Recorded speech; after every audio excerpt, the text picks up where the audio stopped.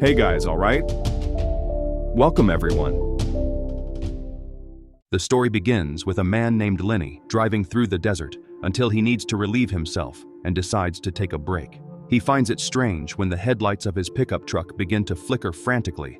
At the same time, a buzzing sound starts coming from the radio. It's then that a glowing sphere crosses the sky at high speed, hitting the ground nearby. Curious, Lenny walks over and sees a circular object with part of its surface being slightly transparent. He gets close to take a picture and is startled to see something moving, as if it were a hatchling about to break out of its egg. Even worse is the enormous creature that rises 2 meters in front of him right afterward. Lenny runs back to the car and steps on the gas, but he can't escape in time. The bizarre creature suddenly jumps on the hood and projects a tentacle that breaks the windshield, sticking to Lenny's chest and sucking his life away right there.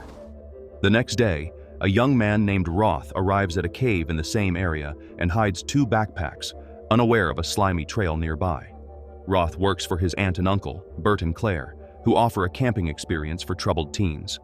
Bert thinks his nephew is too young for the guide role, but Claire has already fired the previous one to cut costs and warns Roth about the new position as soon as he arrives. Roth hates the idea and says he has no authority to discipline the teenagers, but his other aunt, Summer, says at least he will be a good example for these juvenile delinquents who are arriving by helicopter. The group consists of 3 boys and 2 girls. Trapper is the first to get into trouble with Bert, who pins the boy to the ground, forcing Claire to come running to intervene. Seeing this fight scene, another boy named Luis recognizes Bert. Formerly known by the nickname Crusher, Bert was once a famous MMA fighter, but his career ended in tragedy when one of his opponents died in the ring. While Luis spreads the gossip without delay, Claire goes to talk to Tom, who is the helicopter pilot. He warns that he won't be bringing the supplies on Wednesday as usual because payments are overdue. Claire explains that this group is already enough to cover the debts and pleads for more time to settle the expenses with him. Tom reluctantly agrees and hands over the mail before taking off. Upon opening the first envelope, Claire discovers that the parents of a participant from the previous camp are suing Bert for assault. As they get things ready for the initial hike, Roth accidentally walks into the tent where the girl Courtney is changing. He quickly starts to apologize, but she gets very angry anyway. Outside, the other girl, Mika, is complaining about being dragged to the camp against her will. One of the boys, named Wes, says it was the same for him and even questions whether that is allowed by law. Claire cuts off this conversation, assuring everyone that they are there at the request of their own parents. Second Chance is not a summer camp, but rather an educational experience for young people who are having trouble at home, school, or even with the police. Therefore, no electronic devices are permitted during the hike, and rule number 1 is to obey the adults without talking back. Additionally, Claire warns anyone who is hiding illicit substances that it is better to hand everything over right now. Wes is the first to be caught ignoring this advice, and even tries to convince Bert that his herbs are just oregano. Seeing that no one is in the mood to obey, Claire and Bert give up waiting for the voluntary handover and proceed to the physical inspection, confiscating an impressive amount. With that part resolved, Claire asks everyone to check their gear before setting off. As Roth had predicted, the other youths vent all their anger on him and treat him with disdain. Right off the bat, Mika complains about having to walk 20 kilometers to the first campsite, but Claire simply replies that she can crawl if she prefers. Bert also reminds everyone that they are in the middle of the desert, and any escape plan can only end with the death of the fugitive. Courtney starts to pick on Roth, as she has been suspicious since the tent incident, thinking he has his eyes on her. Mika perks up at the sight of a group of horses, but Trapper decides to ruin her joy by scaring the animals away with his shouts. As night falls, the group sets up the tents to spend the night. Unable to sleep, Luis starts drawing with the radio playing softly until a strange interference occurs. The radio begins to buzz as the horses whinny outside, leaving Luis a bit scared. Bert wakes up already scolding the boy, but realizes something is indeed wrong when he feels a tremor. Stepping outside to check, he sees the horses stampeding straight toward them. Yelling, Bert wakes everyone up and forces them out of the tents before they get trampled. Courtney almost gets left behind, but Roth risks himself to save her, and they all end up escaping unharmed. Once the danger passes, Trapper starts yelling at the adults, complaining about almost dying under their watch, and Wes threatens a lawsuit. Courtney thanks Roth for his bravery and starts to help Claire with the tents, as many things were destroyed by the unforeseen stampede, including the satellite phone. Suddenly, a frightening sound can be heard in the distance by everyone, but no one knows what it could be, and it soon stops. In the morning, the group resumes their hike, and Luis decides to satisfy his curiosity about Bert's career. He admits that he gave up MMA because of that incident, implying that this work with the youth is an attempt at redemption for having taken someone's life. A little further on, the group arrives at the spot where Lenny was attacked and finds that object in the same place, only now it is completely hollow. No one can explain what it might be, and everyone laughs at Wes when he suggests it has something to do with extraterrestrials. Roth finds the cell phone that Lenny dropped right next to it, and Bert recognizes the pickup truck when he sees it from afar. By the position of the vehicle, it is evident that some kind of accident occurred there, so he and Claire go over to investigate. Roth manages to turn on Lenny's cell phone and compares the last photo with the object in front of him, realizing that something came out of it not long ago. Lenny's body falls sideways as soon as Bert opens the driver's door. Without the satellite phone to inform the authorities, Bert says the only way is to abort the expedition and turn back right now. Considering the refunds the families of the youths are going to demand, Claire almost panics at the suggestion and then tells him about that summons. During the previous camp, Bert had to physically restrain a young man who was very agitated, but now the family decided to sue him. Claire is so afraid of going bankrupt that she starts to play dirty with Bert, saying that she herself doesn't really know what she saw that day. It is decided that they will move forward, without mentioning any of this to the rest of the group. The urgency to distance themselves from Lenny's body is so great that Claire doesn't even pay attention to Roth when he tries to show her the pictures of the egg. Night falls again, and the group sets up camp, this time under thunder threatening a storm. Wes struggles with the tent and vents his frustration on everyone, shouting that he wants to go home.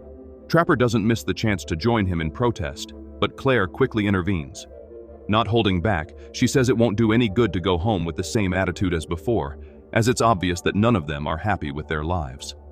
This has an effect on most of the group, but Courtney grumbles that it's much easier for the parents to send them to the middle of the desert than to try to fix their own shortcomings. Roth continues trying to show someone the pictures Lenny took, but something always interrupts him. This time, it's Trapper announcing to everyone that he's going to look for a bush where he can relieve himself. Bert asks Roth to go with him, which disgusts both boys. Trapper refuses the company and shoves Roth hard, throwing him to the ground. Claire prefers to break up the fight rather than have them obey Bert, who is furious to see that Trapper ended up drifting away from the group without company. He is already far away when he hears the sound of someone stepping on a twig and gets scared. Bert appears behind him with a shotgun, repeating that he can't wander around alone. Indignant at the lack of privacy, the boy starts cursing at him and steps away a little until he starts to hear a sort of grunt. Looking back, he sees a grotesque creature rising. Yelling, Bert tells the boy to run and stands in front of him, firing at the creature multiple times. The shots attract the others' attention, and Roth runs over there, bumping into Trapper on the way. He is too dazed to explain what happened, but now Roth is seeing Bert being sucked away. When the alien finishes consuming his uncle, the boy is inconsolable, and his screams alert the others, who run over there.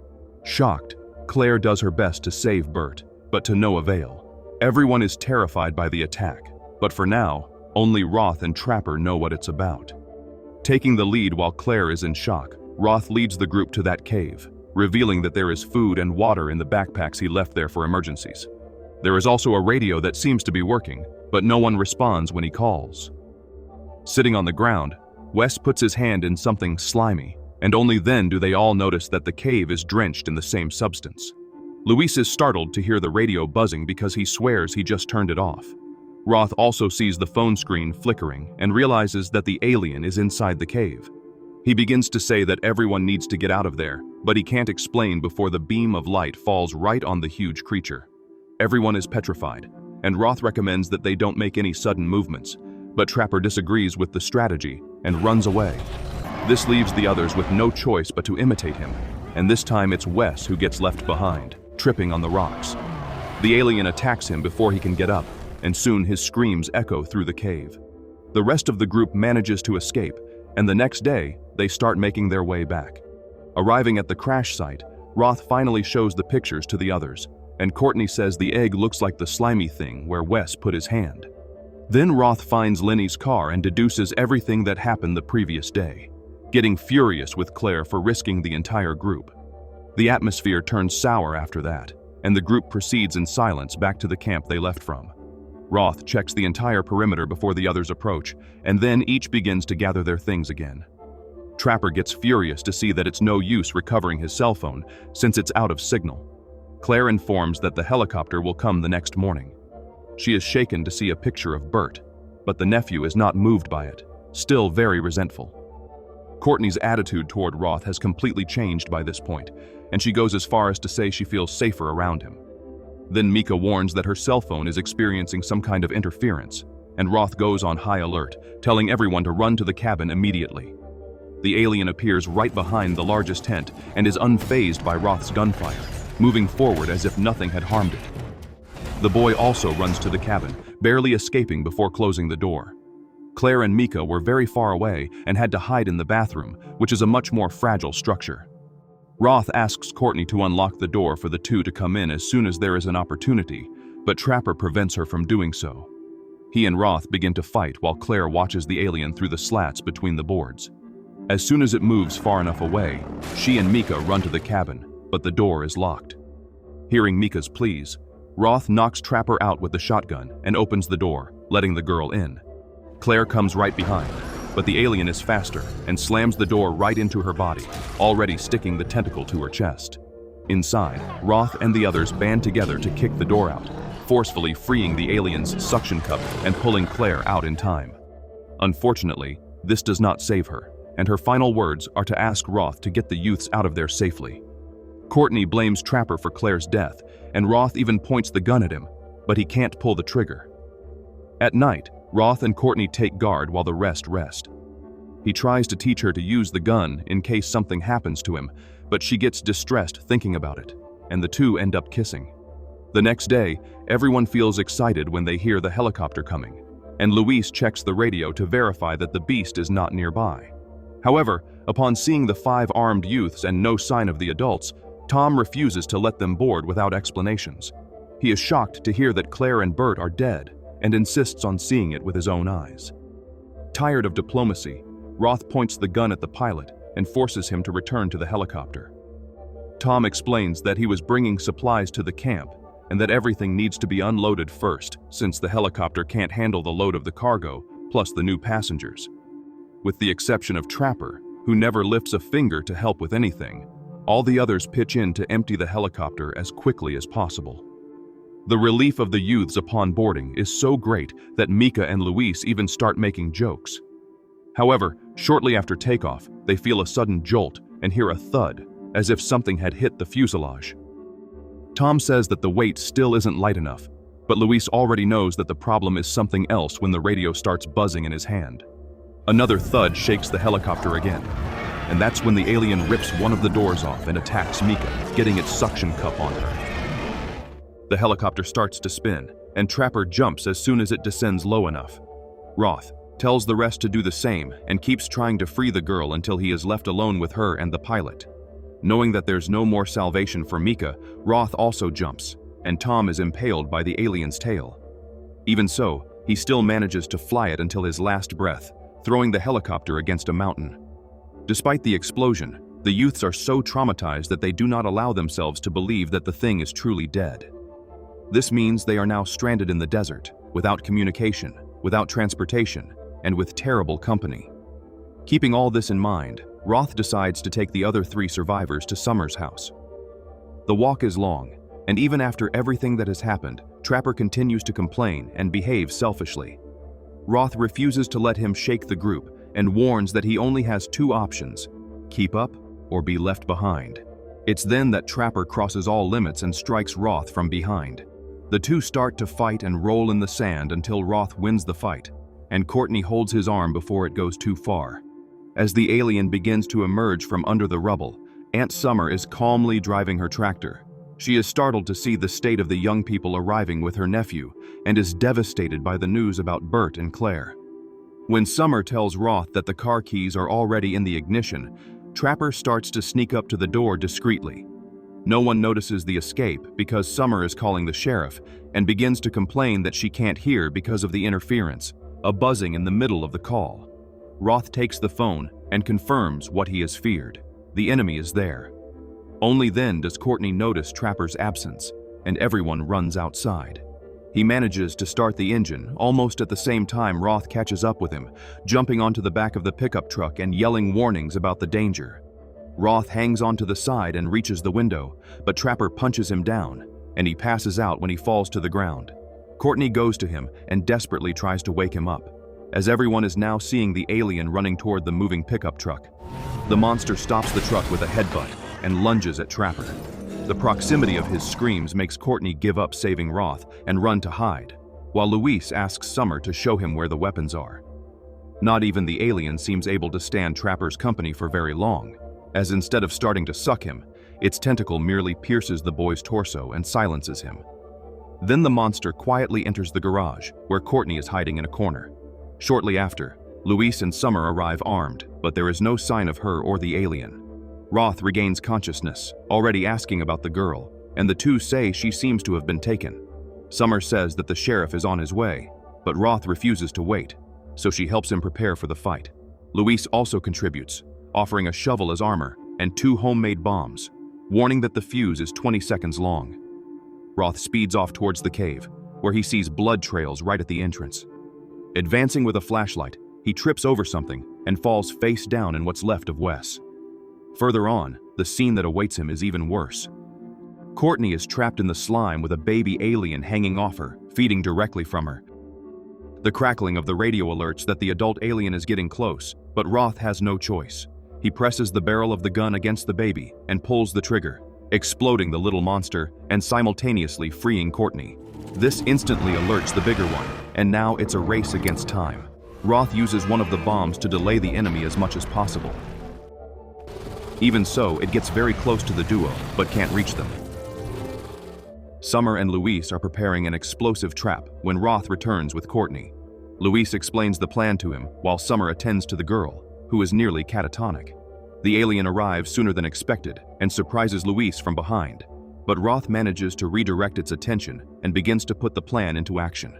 The alien chases him across the farm while Summer switches on the switch, energizing the wire structure Luis built. Roth speeds towards it and leaps at the last second. Still propelled forward, the alien crashes into the wires and receives a powerful shock, but simply gets up again as if it hadn't been harmed at all. Then Summer surprises even her nephew by plowing the monster down with a gasoline-filled tractor. The entire barn blows up along with Summer, but the alien remains strong and intact. The creature attacks Roth, but thanks to the shovel in his vest and the gunfire from Courtney, he gains time and space to try something.